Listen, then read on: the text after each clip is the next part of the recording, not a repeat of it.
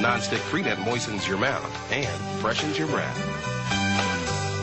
It is 23 until the hour. You know the expression, "It was so loud my ears were ringing." Well, that ringing usually goes away a few hours after you hear loud music or some other loud noise. But what if it never goes away? It's a problem millions of Americans live with every day, and our Dr. Howard Torman is here to tell us about it. Tinnitus? What is it? Both. Both. Actually, and it's not, by the way, it's not just a ringing. It's also can be kind of whooshes or kind of buzzing sounds. And the medical term for it is tinnitus or tinnitus. Both are correct. Now, if you sit in an absolutely quiet room, a lot of folks are going to be aware of some sort of noises, buzzing or ringing or whatever, going on in the head. But for some people, these sounds are so loud and so persistent that they really intrude on everyday life and are very distracting.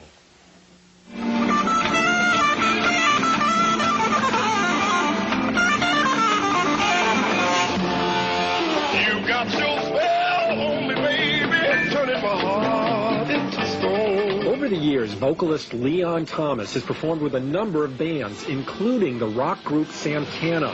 But now he has a problem. Something is bothering my ears to the point where a serious deterioration, and I don't want it to go any further. Years of literally being in the middle of loud music has seriously damaged his hearing. There's an occupational hazard. I stood in front of a gigantic speaker for a year and a half. When I say gigantic, it was taller than the ceiling of this room. So now he can't even hear normal conversation without a hearing aid. And the only sounds he can hear without assistance come from inside his head. You get a muffled roar. It's constant. You're never without it. And ever so often I hear a ping. But it's always something like motors, something huge moving. I don't know what it is.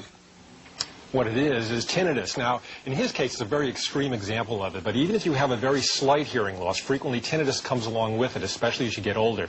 Now, let me show you what's going on, what we think is actually causing this problem to occur. When sound waves come in your ear, they cause the tympanic membrane, your eardrum, to move back and forth, which in turn moves these little bones, which in turn move a fluid that's contained in this part of the ear. Now, inside there are thousands of little hair cells that are sitting there.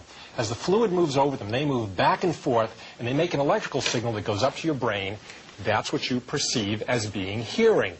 Now, in tinnitus, what we think is actually occurring is that some of those hair cells are kind of damaged. They're not moving and responding the way they should, so the other ones become overly sensitive and kind of pump up the volume on background noise. That's what causes that ringing. So now you know what it is. The question is, what do you do about it? This way, Leon. Tinnitus often comes with hearing loss, so the first step is to get your hearing checked out. Leon's come to New York University, where audiologist Maurice Miller is trying to get a handle on his problem. Are you ready, Leon? Yes, I am. The ear does not express pain in the usual way. Tinnitus is the wail of an ear in distress, and it's saying, do something. In the right ear, tell me if your sound resembles this one. Okay. All right? Oh, yeah, that's the one. Hearing tests can make sure that there's no unusual reason for the tinnitus, and occasionally, to make sure that there's no underlying serious problem like a tumor, a CAT scan or MRI may be recommended.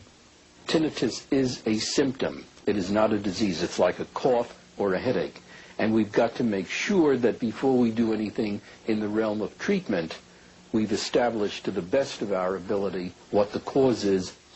And what the cause is for a lot of folks is taking too much aspirin. One of the side effects of aspirin, by the way, is ringing in your ears. What is that? It's just one of those things that the drug happens to do to the ear. And the question is then, what do you do about it besides cutting down on the aspirin? Well, for folks who have tinnitus, it doesn't seem to want to go away. There are a variety of things you can try. You can never quite cure it. One of my favorites is the basic alarm clock. You get one that ticks, put it beside your bed at night. A lot of times the sound will be distracting enough that you won't notice what's going on inside your ears. A more modern high-tech solution is this thing.